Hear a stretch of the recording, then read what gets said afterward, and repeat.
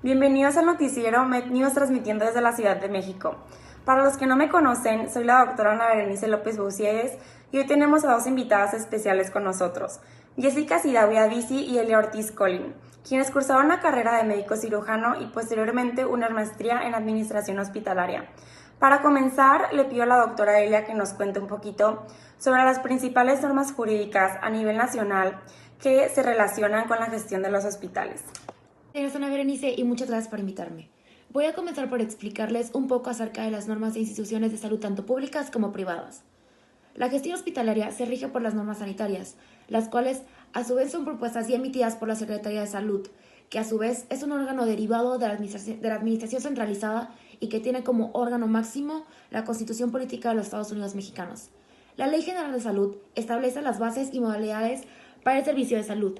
Entre las normas principales que podemos mencionar tenemos la NOM 034, encargada de la regulación de los servicios de salud de la atención prehospitalaria, la NOM 016, la cual establece las características mínimas de infraestructura y equipamiento de los hospitales y consultorios de atención médica especializada, la NOM 004, que se encarga del expediente clínico, la NOM 005, que se encarga de la atención a pacientes ambulatorios, la NOM 017, que se encarga de la vigilancia epidemiológica, la NOM 087, que se encarga del manejo de residuos infectocontagiosos.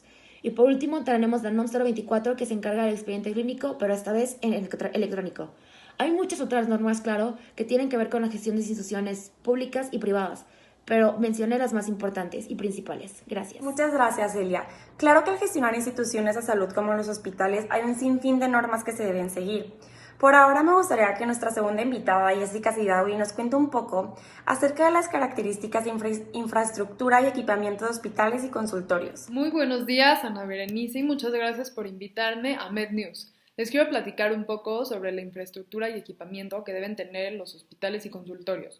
Para empezar, quiero mencionar que las disposiciones de infraestructura y equipamiento aplicarán en lo general de acuerdo al tipo de hospital, grado de complejidad y capacidad de resolución que define el reglamento de la Ley General de Salud.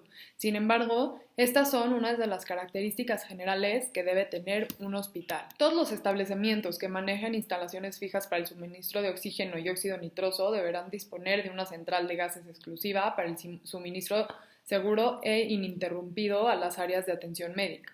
Tiene que haber almacenamiento y distribución de agua potable para uso y consumo en las áreas del establecimiento. Debe haber auxiliares de diagnóstico. Los laboratorios clínicos deberán contar con ventilación e iluminación suficiente, con dispositivos para el lavado de manos y cara en caso de emergencias. Los laboratorios deben ser de citología, histopatología y anatomía patológica. Los rayos X deben estar en un área accesible para que los pacientes lleguen de urgencias o de consulta.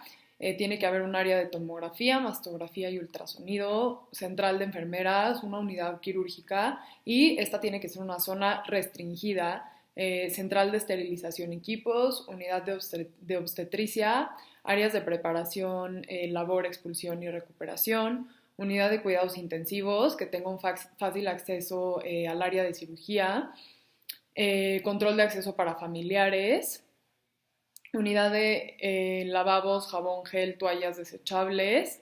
En caso de atender en neonatos se debe de contar con un baño de artesa y los servicios de urgencias deben de estar en planta baja con acceso directo para vehículos. En cuanto a los consultorios, debe de haber siempre la documentación oficial del médico con su título profesional y cédula de medicina general o especialista. Rotulación, siempre tiene que poner a la vista su título médico y tiene que tener un espacio físico interno y uno externo en donde tiene una sala de espera con al menos 6 lugares o asientos y áreas de interrogatorio y exploración, tiene que haber lavabo y todas las áreas especiales para hacer cualquier procedimiento. Muchas gracias, Jessica. Me parece interesante la complejidad que puede llegar a tener la infraestructura de un hospital y hasta de un consultorio.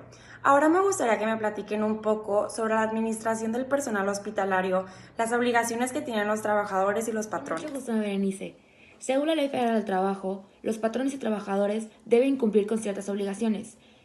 En cuanto a las obligaciones patronales, ellos deben cumplir las obligaciones de las normas de trabajo, pagar a los trabajadores los salarios conforme a las normas del establecimiento, proporcionar a los trabajadores útiles, instrumentos y materiales para poder ejecutar el trabajo. El patrón no podrá pedir indemnizaciones. Proporcionar local seguro para guardar los instrumentos y materiales necesarios para la ejecución del trabajo. Mantener un número suficiente de asientos. Abstenerse del maltrato tanto de obra como de palabra. También es importante que dar cada 15 días una constancia escrita del número de días trabajados y el salario respecto a los trabajadores. Conceder a los trabajadores el tiempo necesario para votar en las elecciones. Permitir a los trabajadores faltar a su trabajo a fin de lograr la alfabetización. Instalar seguridad e higiene para prevenir riesgos de trabajo. Proporcionar capacitación y adiestramiento a sus trabajadores. No realizar ningún tipo de propaganda política o religiosa. Proporcionar a sus trabajadores medicamentos cuando existan enfermedades tropicales o endémicas. Proporcionar a las mujeres embarazadas la protección que establezcan los reglamentos. Otorgar permiso de paternidad de 5 días laborales con goce de sueldo. En cuanto a las obligaciones de los trabajadores, ellos deben cumplir con las normas de trabajo que les sean aplicadas. Observar las medidas preventivas e higiénicas que son de acuerdo a las autoridades. Desempeñar el servicio. Ejecutar el trabajo con la intensidad, cuidado y esmeros apropiados en la forma del tiempo convenidos. Dar aviso inmediato al patrón, salvo caso fortuito o de fuerza mayor de las causas justificadas que le impidan recurrir a su trabajo. Restituir al patrón los materiales no usados y conservar en buen estado los instrumentos y útiles que les hayan dado en el trabajo. Observar buenas costumbres durante el servicio. Integrar los organismos. Poner en conocimiento del patrón las enfermedades contagiosas que padezcan. Comunicar al patrón algún tipo de deficiencias que adviertan algún tipo de daño o perjuicios.